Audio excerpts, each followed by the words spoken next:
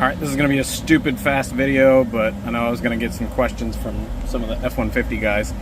But if you have the dual USB ports and the doors broken off and you don't even use that, especially if you've got like an aftermarket radio like what I've put in here, I'll link that radio as well.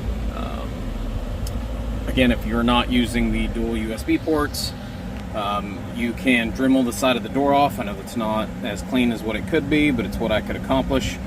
And then this is the version of a USB port that I use on everything. I've used it in all my vehicle builds.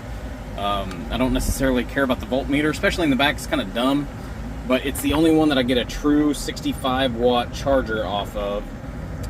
So you can press the button, you can see it with the cover on, you can see it with the cover off, but you've got a USB port C up at the top and then a USB A down there at the bottom.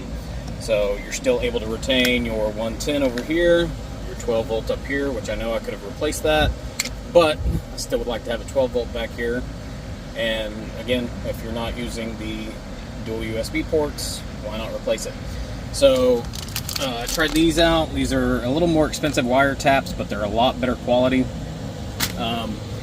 On this 2017 F150, going into the 12 volt that's back here, the black obviously is your ground, your brown is your power. And you can see that I've got those tapped in, and I was just putting the screws back in. I've already taken pictures, but I knew some people might have some questions about which wire is what. So I will leave that with you, and let me know if you got any questions.